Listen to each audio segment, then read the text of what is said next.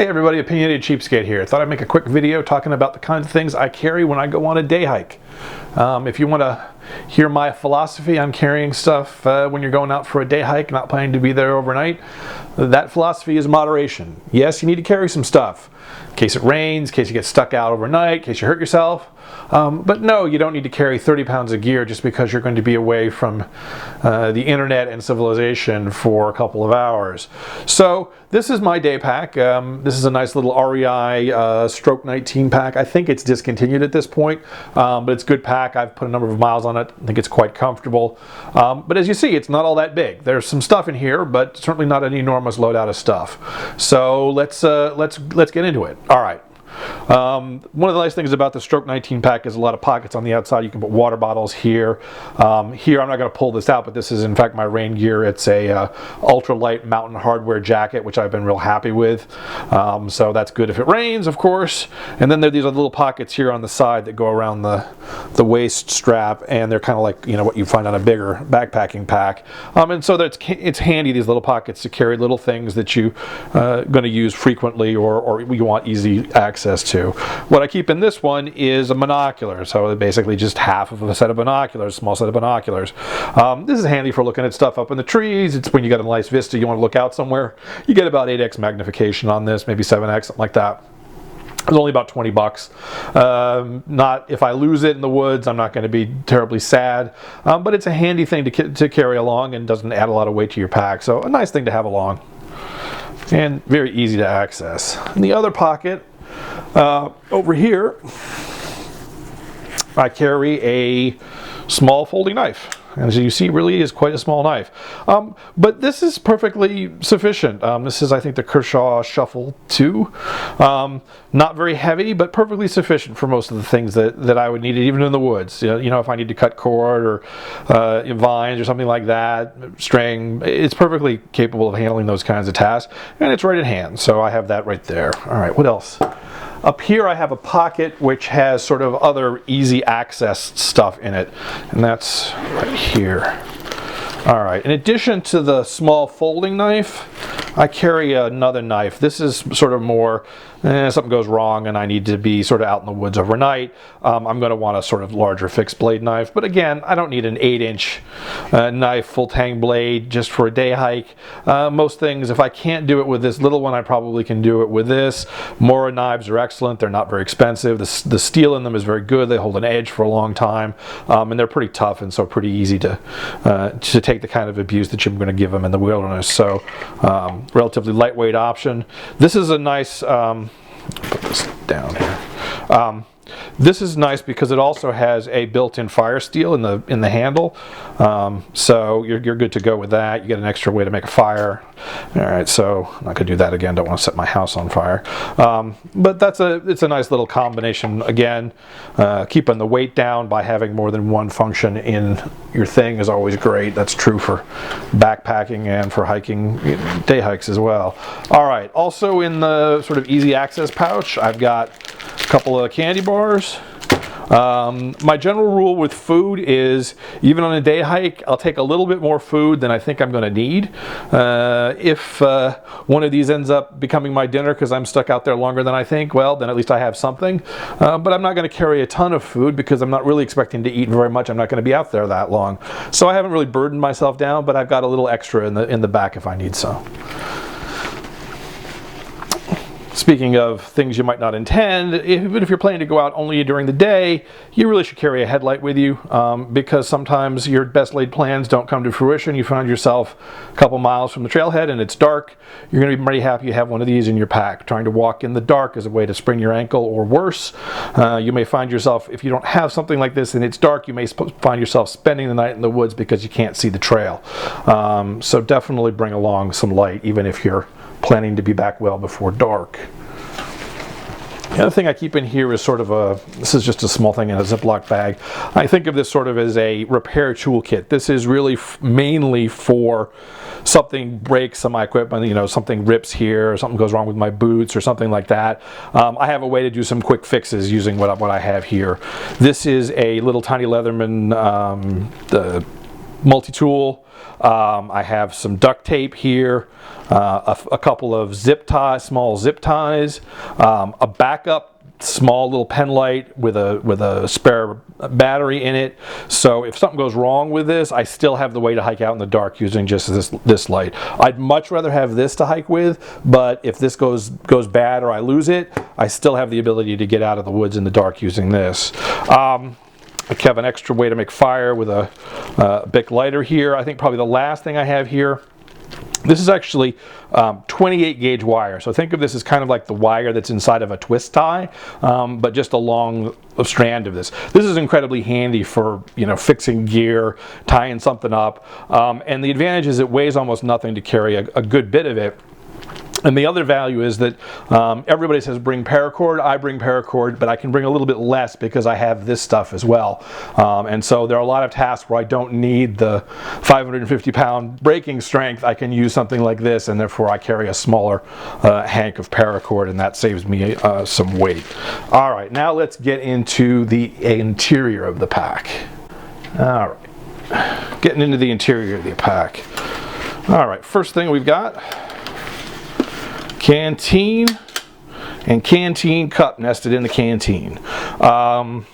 Water, I think I treat pretty much the same way as food, which is that I always carry a little bit more than I think I need.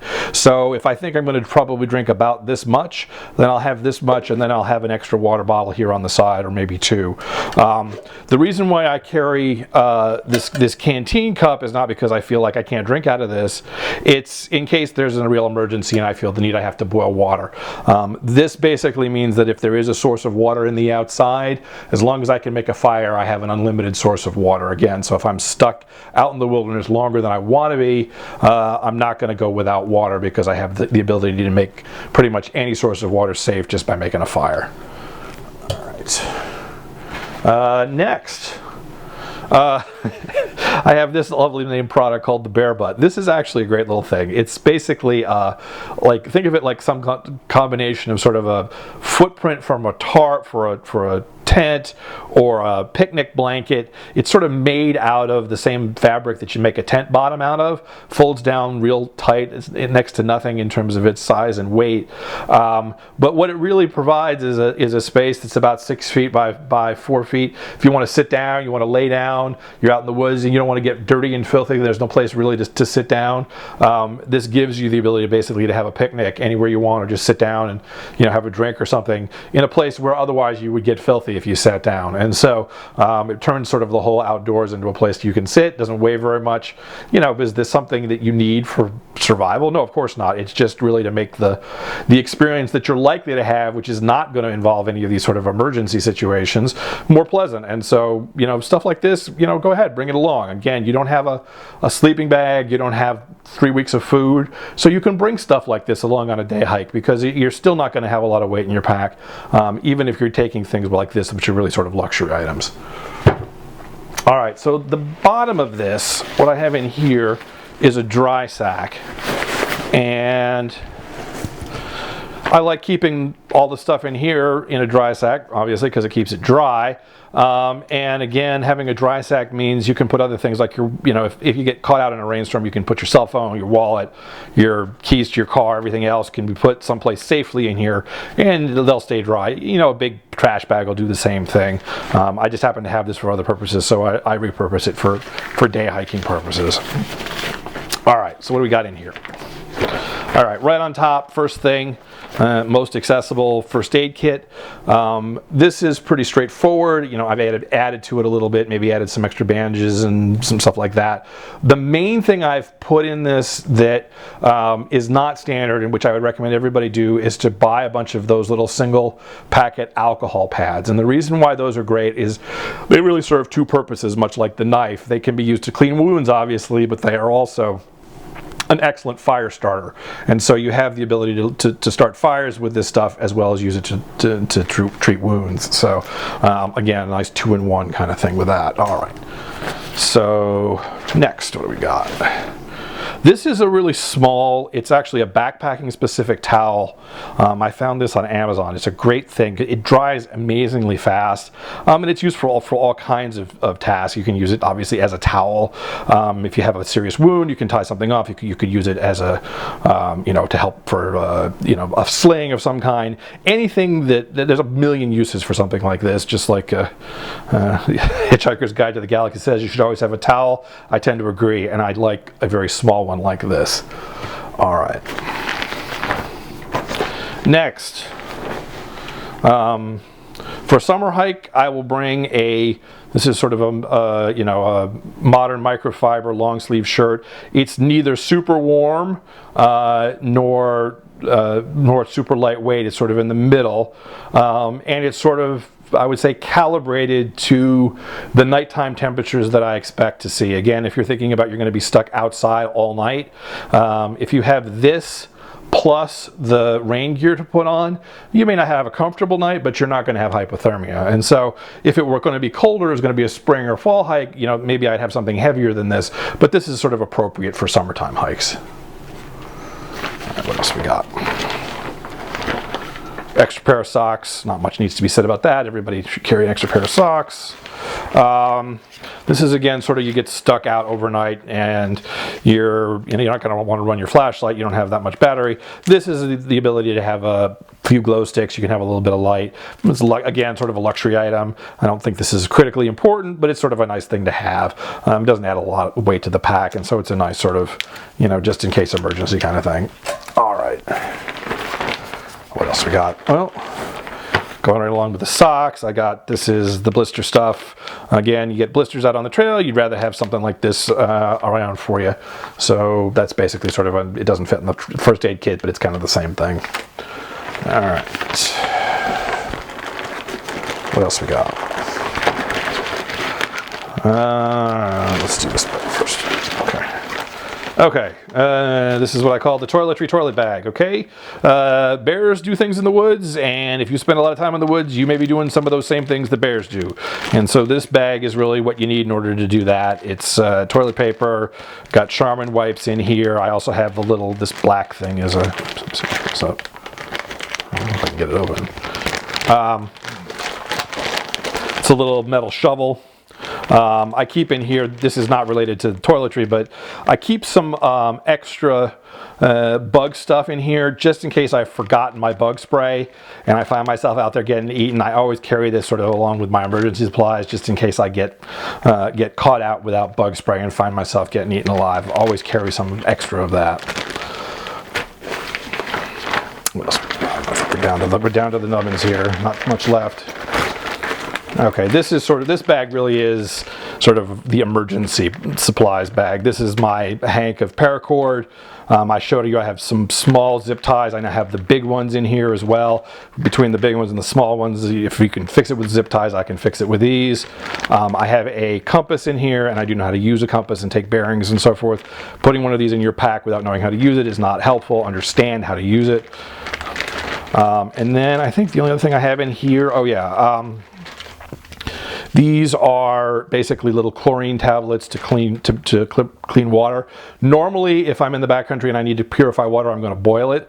But if for some reason it's raining or I can't make a fire wherever I am, these 4 tablets give me the ability to purify a total of a whole gallon of water. And so for a day hike, this is going to be sufficient. If I was going to be out longer than this, I would carry more of these. But for the typical day hike, I think that's more than enough water purification. And then finally, these are the little foil emergency blankets. Now, I would encourage everybody who buys these, they buy one of these, they stick it in their pack, they don't ever look at it or don't never unfold it. Instead, buy a whole big pack of them. They're not very expensive when you buy them in bulk. And open one up, sacrifice one, to see how big it is. What you'll find is it's not very big. And if you really have injured yourself and you're going to go into shock, you're going to want one of these to sit on, and you're going to want to wrap another one around you. So I always carry 2 of these. I think 2 is sort of the minimum number. One of these not really quite that useful, but 2 really quite useful. And so that's it. As you can see, I've got some stuff here. I'm not completely without emergency supplies and equipment, but I also have not not carried a whole bunch of weight. This is not a huge pack that I'm carrying into the wilderness. And so I have not weighed myself down so much that I'm going to be miserable. So hopefully that's helpful to you. You'll have a nice afternoon. Thanks, everybody.